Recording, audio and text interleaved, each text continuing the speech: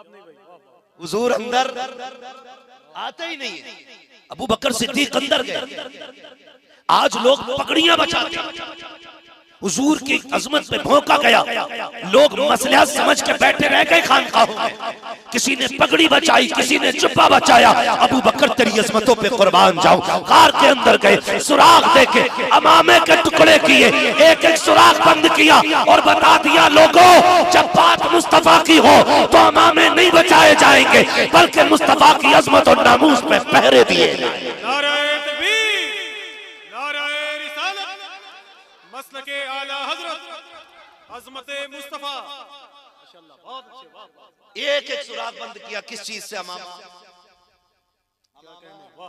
फाड़ के एक एक सुराख। हुजूर आ जाएं, सफाई हो गई है। हजरत अबू बकर सिद्दीक अंदर, हुजूर आ गए। फिर देखो, गोद अबू बकर की, सर मेरे मुस्तफा का था। ऐसा नसीब हो तो ला के दिखा, तेरी 70 पुश्तों में इतनी नेकियां नहीं होंगी जितनी एक गार में नेकी मेरे अबू बकर सिद्दीक ने कर डाली है। एक बंदा ला के 70 पुश्तों की सारी नेकियां उठा, मैं अबू बकर की वो गोद वाली नेकी लेके आता हूं। खुदा की कसम, गोद में अबू बकर के हुजूर का सर है। अजीब मंजर था। हुजूर सो गए, अबू बकर जागते रहे। मुझे तो पहली बार पढ़ा तो हैरत भी हुई। हुजूर इतने हमदर्द थे कि हुजूर के घर में खादिमा रहती थी। गर्मी का मौसम था, नींद लग गई। हुजूर ने फरमाया, आयशा जी या रसूल अल्लाह का पंखा लाएं। उम्मुल मोमिनीन आयशा सिद्दीक़ा पंखा लेके आई। हुजूर अपनी हवा करें? कहा नहीं, आपने लिया और खादिमा के ऊपर पंखे से हवा करना शुरू कर दिया। खादिमा के ऊपर। उम्मुल मोमिनीन आयशा सिद्दीक़ा कहती हैं, रसूल अल्लाह आप इसकी हवा कर रहे हैं? हुजूर ने फरमाया, क्या मुझे गर्मी लगती है तो ये मेरी हवा नहीं करती है? इस अखलाक का पैकर जो खातिमा की अपने हाथ से पंखे से हवा करे, आज वो सो गया, अबू बकर जागा। या रसूलल्लाह राज क्या है? एक दिन मैंने पूछा था ना, अबू बकर तेरी ख्वाहिश क्या क्या है? अबू बकर ने 3 हसरतें बयान की थी। 3 में से एक ये थी, मेरी तमन्ना रहती है हमेशा कि चेहरा मुस्तफा का हो, आंखें अबू बकर की होनी चाहिए। कहा जी भर के दीदार कर ले, आज जी भर के दीदार कर ले, जी भर के दीदार कर ले। इसलिए मुस्तफा सो गए, अबू बकर ज़ियारत करते रहे। तारीख गवाह है, वाक़या सुनाना मकसूद नहीं है। सांप आया, डस लिया। जब सांप ने डसा, पैर नहीं हिलाया, आपने जंबिश तक नहीं दी, कहीं मुस्तफा की नींद में खलल न पड़ जाए, कहीं नींद में खलल न आ जाए। जब आंसू टपके और मुस्तफा के रुखसार पे गिरे, आका करीम ने आंख खोली। अबू बकर क्या बात है? तो ये भी तो कह सकते थे, आका लगता है किसी चीज ने काट लिया है, लेकिन बात करने का अदब देखिए। सरकार अबू बकर सिद्दीक कहते हैं, फिदा का भी उम्मी या रसूल अल्लाह, आका मेरे माँ बाप आप पे कुर्बान हो जाए। पहले ये तमगीद बांधी जा रही है बात से, ये नहीं कहा जा रहा है आका जान को खतरा हो गया है। कहते हैं फिदा का भी उम्मी या रसूल अल्लाह, आका मेरे माँ बाप आप पे कुर्बान हो जाए। क्या हो गया है? का सरकार लगता है मुझे सांप ने डस लिया है। मुस्तफा उठे, अपना लुआब लगाया, अबू बकर सिद्दीक ठीक हो गए। अल्लाह अकबर, तारीख गवाह है। जो ये कहते हैं नबी किसी को कुछ नहीं देते, मैं पूछना चाहता हूँ, देख तो सकी लुआब लग जा रहा है, शिफा मिल जा रही है, तो क्या गलत कहा मेरे इमाम ने? आपने कहा था जिनके तलवों का धोबन है, आबे गया है वो जाने मसीहा हमारा नबी। मेरा इमाम कहता है कौन देता है, देने को मुंह चाहिए, देने वाला है सच्चा हमारा। नारे तकबीर, नारे रिसालत, मसलके आला हजरत हजरत अल्लामा मुफ्ती हम्माद रज़ा साहब कुल्ला। नारे तकबीर, नारे रिसालत। हुजूर ने लुआब लगाया। ठीक, अगली बात कर लूं अगर इजाजत हो। थके तो नहीं है ना? अभी थके तो नहीं है? अभी बात मैं हुजूर के अबू बकर पे कर रहा हूं। जितना हो पाएगा वक्त के अंदर रह के मैं उतनी बात कर लेता हूं। सब पे बात तो मुकम्मल मुश्किल हो जाएगी। हजरत अबू बकर सिद्दीक रज़ी अल्लाह ताला गार के अंदर कितने दिन रहे? बोले बोले, जोर से बोलो, सही बोलो। सलामत रहे, माशाअल्लाह। ये फायदे रहते हैं जलसों के और तकरीरों के, काफी दिन तो महफिलों से आ जाता है। कितने दिन रहे? जोर से, कितने देर? 3 दिन रहे। एक दिन प्यास लग गई हजरत अबू बकर सिद्दीक को। हुजूर प्यास लगी है, अब मांग किससे रहे? बोले हुजूर से। हुजूर अलग से आए थे ना? नहीं ना, साथ ही में थे। आका कहते थे अबू बकर जहां तू वहां मैं, जो तेरा हाल वो मेरा हाल, मैं पानी किधर से लाऊं? हुजूर ने मुस्कुरा के देखा, फरमाया जाओ गार के बीच में चले जाओ, वहां पानी अपनी प्यास बुझा लो। गार साफ की थी हजरत अबू बकर सिद्दीक ने, और पानी पूछ रहे हुजूर से, और आका बता भी दे। तो अबू बकर सिद्दीक ये भी तो कह सकते थे हुजूर मैं और आप ही हैं, मैंने सफाई की पूरी गार की और पानी किधर? लेकिन से आप ही थे, उन्हें पता था तुम्हारे मुंह से जो निकली वो बात होके रही।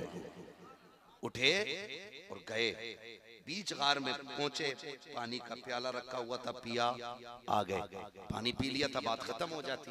भाई मुझे हजरत भेजे कि जाइए खाना खा के आ जाइए, मैं आ जाऊं, खा लिया, फिर ये तो नहीं पूछेंगे ना बताइए खाया कि नहीं खाया, क्योंकि भेजा ही इन्होंने। अब हुजूर क्या कहते हैं, बात खत्म हो जानी थी। अबू बकर पी लिया पानी का, जी या रसूल अल्लाह का, था कैसा?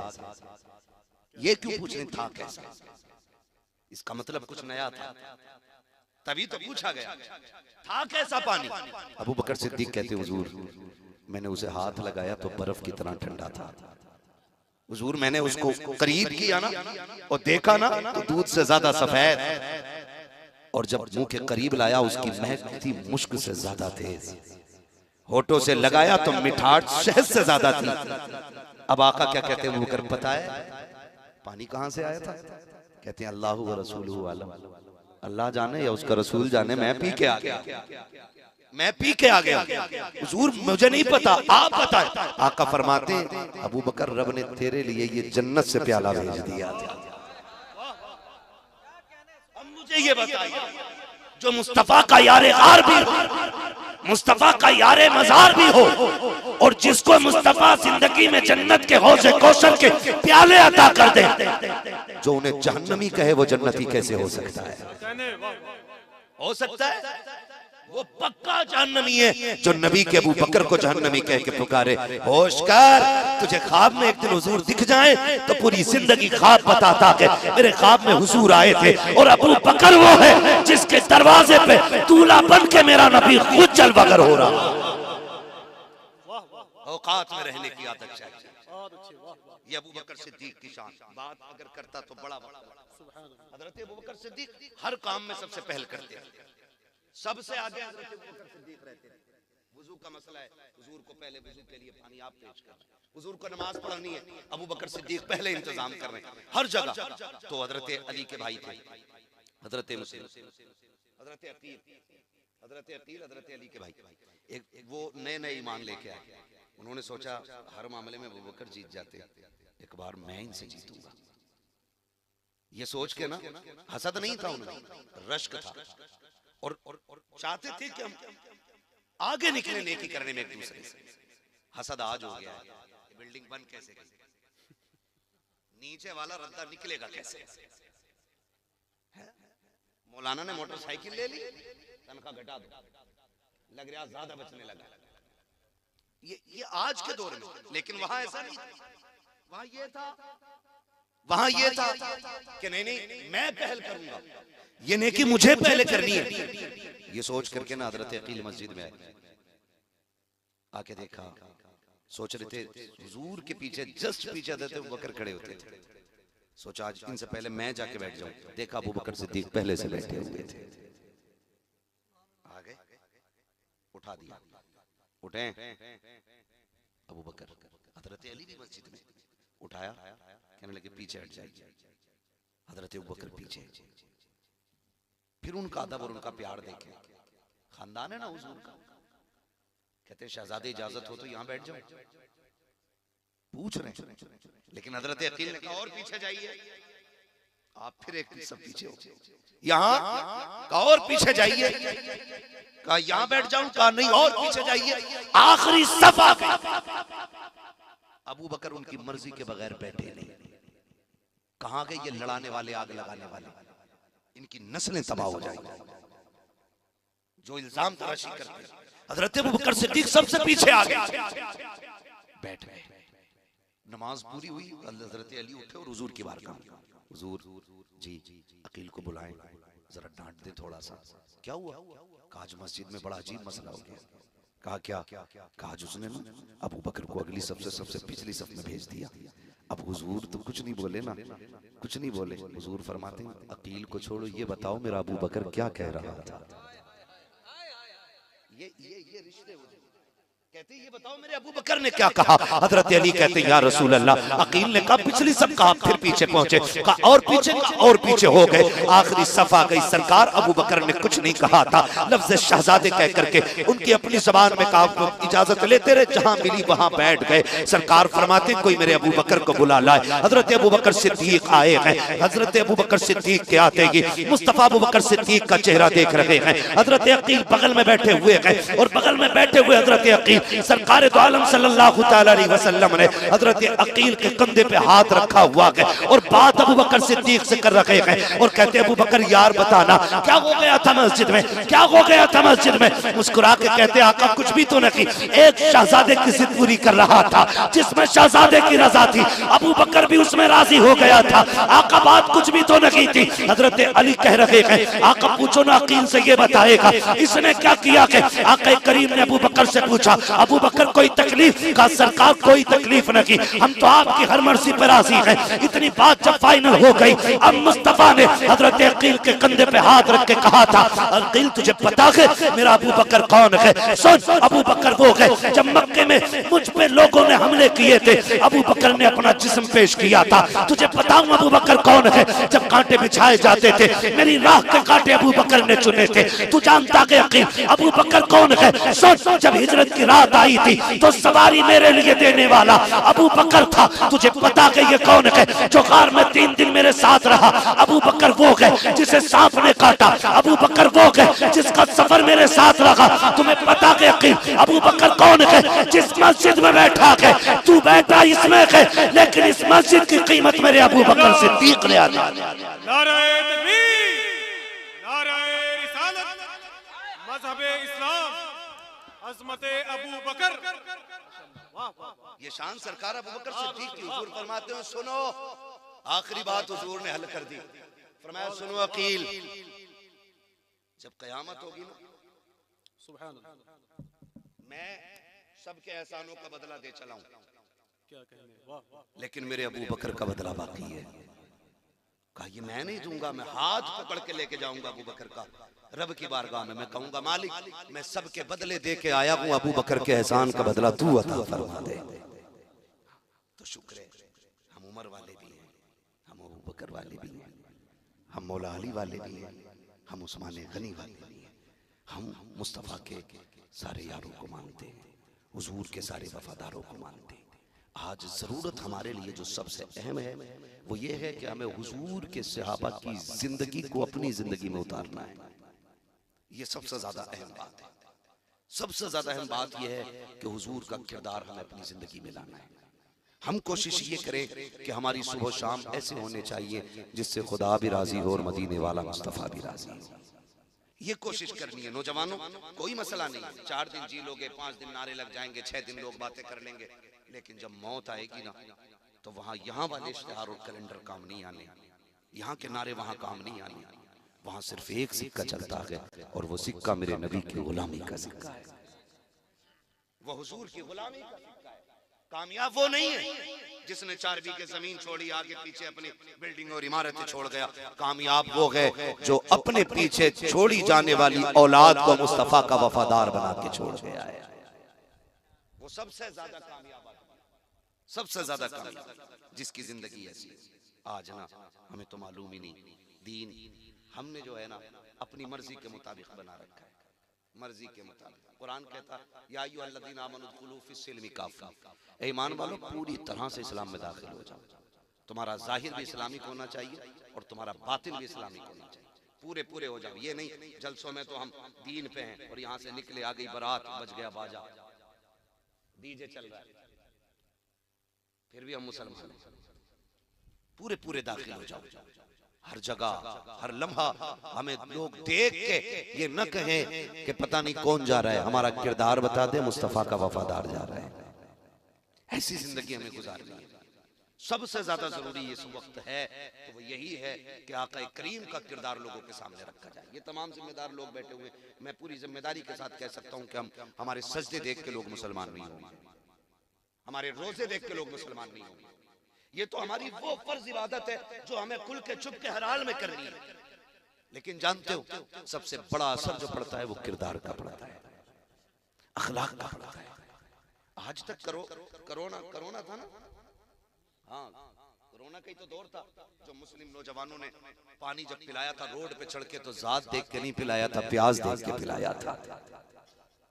आज तक उसकी मिसाल नहीं मिलती। क्यों? क्योंकि अखलाक जो है ना ये दूर तक जाता है। आप किससे कैसे मिलते इसका असर सबसे ज्यादा पड़ता है। आपके रवैये लोगों के साथ कहते हैं इसका सबसे ज्यादा असर पड़ता है। लेकिन आज अखलाक की सबसे बड़ी कमी है, सबसे बड़ी कमी अखलाक की। मैं कहूं अगर मुझे जगह ना मिले ना यहाँ बैठने की तो मैं नीचे बैठ जाऊंगा तो मैं सबको गाली दूंगा ऊपर वालों को। मेरे जैसे आदमी को ऊपर बैठने की जगह नहीं, ये मामला है। और अगर हमारे समाज का कोई थोड़ा सा मशहूर आदमी आ जाए तो वो चाह रहा है मेरा बाप भी मेरे लिए उठ के खड़ा हो, वो इस्तकबाल करे हमारा। नहीं, ये बिल्कुल नहीं होना चाहिए। हुजूर का किरदार आप देखिए, हुजूर का किरदार। हुजूर की बारगाह में जब अदी बिन हातिम आए हुजूर की बारगाह में और आका करीम को चेक करने के लिए आए थे कि मेरी बहन ने जो कहा है वो सच है कि नहीं। सिर्फ चेक करने आए थे, हुजूर की बारगाह में आए, बैठने की जगह नहीं थी। हुजूर की बारगाह में महफिल लगी हुई थी, जगह नहीं बची थी। मुस्तफा ने मुजम्मिल वाली चादर दी, इसका क्या करना है? मेरा नबी फरमाता है इसे बिछा के बैठ जाए। हैरत में पड़ गए अदी बिन हातिम, ऐसा तो आज तक कोई देखा ही नहीं। फिर उन्होंने चादर को लिया और सीने से लगाया। कहा महबूब ये बिछाने के लिए नहीं है तो सीने से लगाने के लिए। कहा जब इतना बड़ा आदमी होते हुए अखलाक इतना आला है कि अपनी चादर बिछाने दे दे, फिर जो दीन वो लेके आया होगा वो दीन कितना आला रखा होगा। तो ये चीजें होती हैं जो हमें मजबूत करेंगी, ये चीजें होंगी जो हमें बेहतर करेंगी। आज ना नए नए गालिबन अदद तकरीर में कह रहे थे कि वो क्या है, सास के साथ शादी कर ली किसी ने, दामाद लेके निकल लिया भाई। ये बात चल रही थी। मैं आपसे एक बात कहूं, मैं एक बात जानता हूं, जो भी शरीयत की हदें तोड़ेगा वो रुसवा और जलील जरूर होगा। ये क्लियर? जो भी शरीयत की हदें तोड़ेगा उसे रुसवा होना है। अगर आप एहतियात नहीं रखेंगे तो फिर ये जिल्लतें हमारा मुकद्दर बनेगी, फिर ये जिल्लतें हमारा मुकद्दर बनेगी और कोई बचा नहीं सकता। बड़ी अच्छी बात कही थी हमने, करोड़ों रुपए मज़ारों में तो लगा लिए, गुंबद भी हमने बना लिए, संगे मरमर भी हमने बना लगाए, लेकिन अपनी कौम को एक ऐसा इदारा नहीं दे पाए जिसमें बेटियों की भी इज्जतें महफूज रह सकें और बेटों की जिंदगियां महफूज रह सकें। ये सबसे बड़ा फुकदान हमारी कौम का, ये सबसे बड़ा नुकसान हमारी कौम को पहुंचा है। खुदारा थोड़ा सा होश के नाखून लें और इदारे मजबूत करें, इदारे मजबूत करें। और अब तो मजबूत क्या जो हैं उन पे आ बनी, अब तो वो खतरे में आ गए जो हैं, नए बननी तो बड़ी बात। जबकि हमारे इदारे लोगों में शराफत तकसीम करते हैं, प्यार बांटते हैं, मोहब्बत बांटते हैं, हुजूर का किरदार लोगों तक पहुंचाते हैं। मैं आपसे कहना चाहता हूं अपने बच्चों को दीन दीजिए, हुजूर का किरदार इनके सामने रखिए और इन्हें पढ़ाइए। और ये भी बताइए कि एक सबक याद रखना कि मोहम्मद से वफा तूने तो हम तेरे हैं, ये जहां चीज है क्या लोहो कलम तेरे हैं। हमें अपनी नस्लों को महफूज करना पड़ेगा, अपनी नस्लों को। आज नस्लें महफूज नहीं है, नस्लें महफूज नहीं है। शादी का सालक चल रहा, एक तो फोन करके कह रहा तारीख दे दो वरना देवबंदी हो जाऊंगा। सारे जोर हम पे ही है, कह रहा तारीख दे दो वरना डांस कराऊंगा। ऐसा लगता है कि उम्मत हम ही है, ये नहीं। अजीब मसला लोगों का यार। हमें वक्त नहीं है तो तू डीजे बजाएगा, हम नहीं आएंगे तो तू नाच कराएगा। ये क्या है? ये दीन की कमजोरी है। वरना जितनी दीन की जिम्मेदारी मेरे ऊपर है उतनी जिम्मेदारी हर नौजवान के ऊपर। ये नहीं कि मेरी बेटी कनीज़े फातिमा ज़हरा बने और आपकी बेटी बार डांसर बने। ये मतलब बिल्कुल नहीं है। मतलब ये है कि जितनी जिम्मेदारी मेरी बेटी के सर पे है उतनी की जिम्मेदारी आपकी बेटी के सर पे है। लेकिन किधर जा रहे हैं? तारीख दो वरना डीजे बजवाऊंगा। बजवा ले, हमारे बाप का क्या है? कल तो हद कर दी, परसों फोन करके कह रहा तारीख दे दो वरना वहां भी हो जाऊंगा। इससे क्या मसला है? कोई रास्ता ही नहीं बचा। ये हालात ऐसे बनते चले जा रहे हैं। दीन को पहचानिए, दीन की जिम्मेदारी हर बंदे के सर के ऊपर है। हर किसी को जवाब देना दीन का काम कितना करके आए, काम कितना करके आओ। शान मोहम्मद साहब आपने जलसा किया है ना? महराज साहब आपने महफिल सजाई थी, इतने मेहमानों का इंतजाम एहतमाम किया था। सारे काम सिर्फ यही करेंगे तो फिर सुभान अल्लाह कहने का हक कम से कम आने वालों का तो बनता है कि नहीं बनता है? वो भी यही कहेंगे। लोग कहेंगे नहीं नहीं ये तो सबका बनता है, ठीक है ना? तो आपसे मैं इतनी गुजारिश करना चाहता हूँ, खुदारा घरों के हालात बेहतर करें और बेटियों से जाके बता दें मर्दों से ज्यादा बेटियों का दुरुस्त होना जरूरी है। समझ रहे हैं? मर्द 98% नेक हो तो बीवी का 99 नहीं बल्कि 100% नेक होना जरूरी है। इसलिए कि बच्चों के साथ बाप कम रहता है, मां ज्यादा रहता है। बाप का असर बच्चे पे कम और मां का असर कैसा होता है ये तो आप भी जानते होंगे ना। ये कोई मैं आसमान के ऊपर की बात थोड़ी बता रहा हूं। और बच्चों की तबीयत जो माइल होती है वो मां की तरफ ज्यादा होती है। आप देखो तलाक बीवी लेती है ना तो बच्चे मां की तरफ भागते, रहना मां के साथ। क्यों? क्योंकि उनकी तबीयत का मैलान होता कि मां की तरफ ज्यादा है। तो बाप से ज्यादा मां का नेक होना जरूरी है। और जबकि अब्बा का 12 घंटे कमाने में गुजरता है, अम्मा के 6 घंटे मोबाइल पे गुजर रहे हैं। हाँ, सीरियल कज़ा नहीं हो सकता इसका।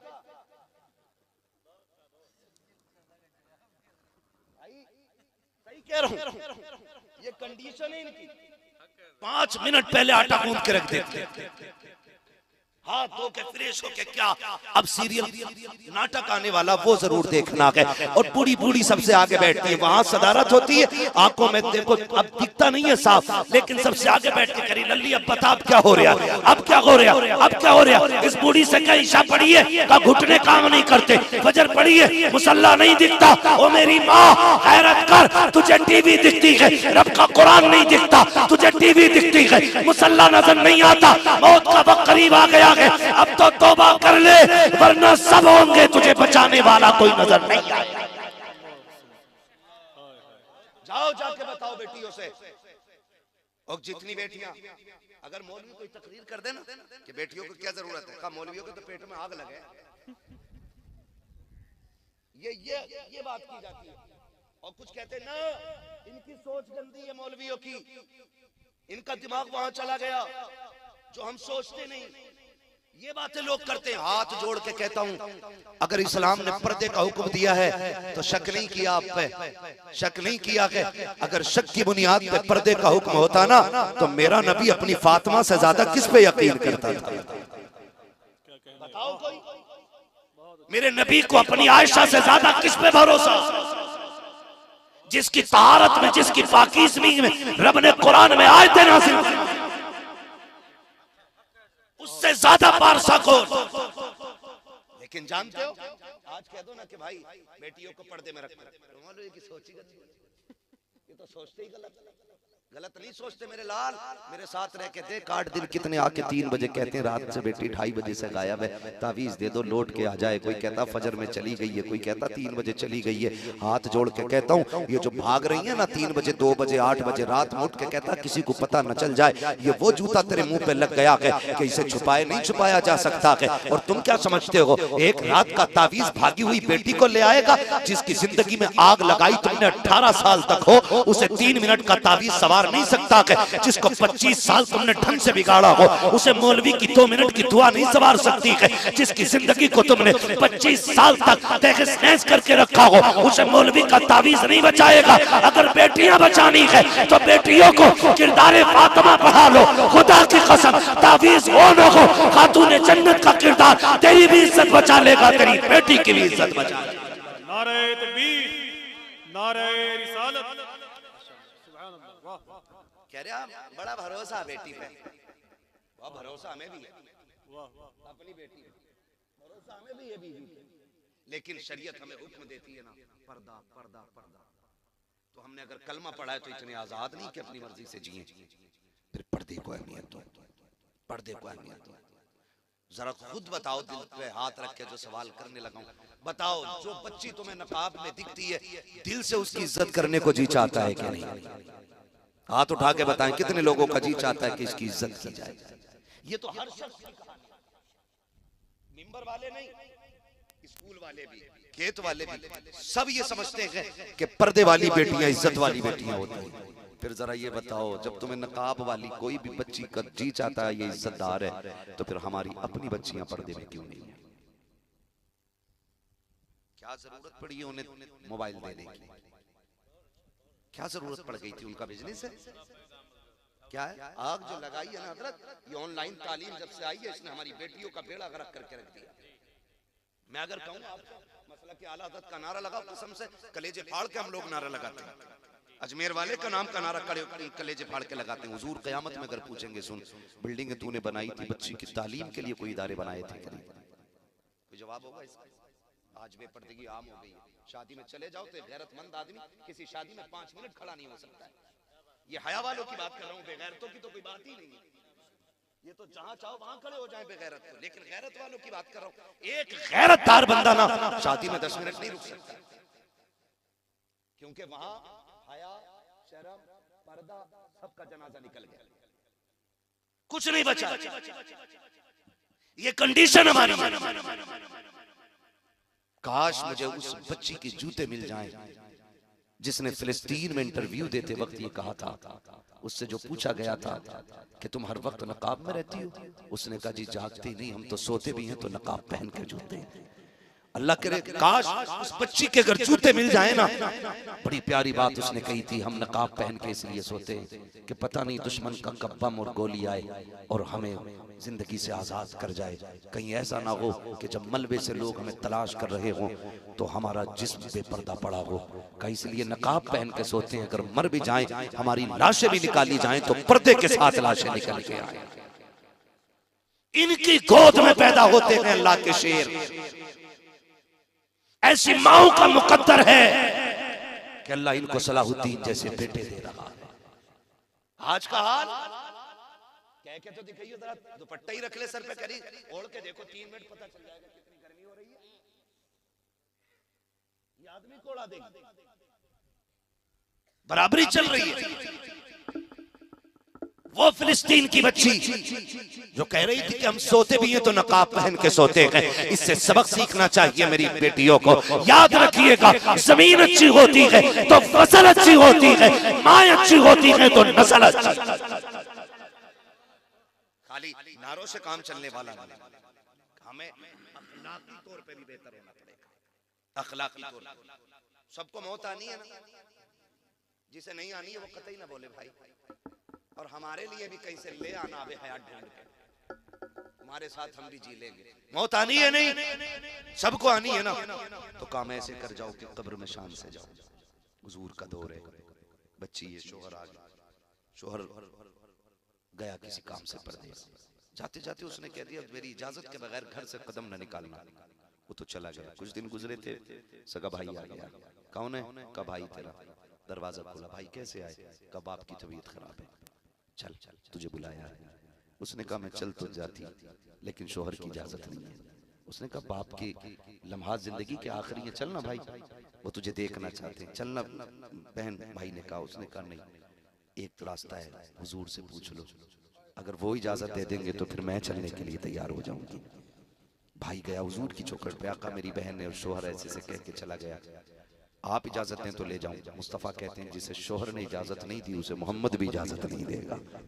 आज मुझे बताओ तो सही हो। कहती है तू रोक के दिखाइए, रोक के दिखाइए, खा लेगा क्या रोटी?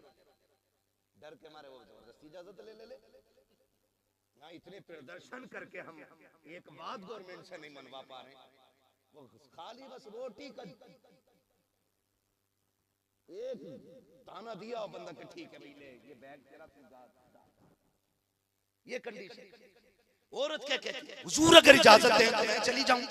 आका के इरशाद करीम में आना, अगर शोहर ने इजाजत नहीं दिया तो फिर मैं भी इजाजत नहीं दे सकता। ये मुस्तफा ने कहा। कुछ दिन फिर भाई आया, कहा क्या हुआ? कहा बाप का इंतकाल हो गया, अब तो चल का भी नहीं जा सकती, कोई सूरत हो तो फिर मुझे दिखा दिया जाए। जनाजा तैयार हुआ, बेटी के दरवाजे पे आ गया।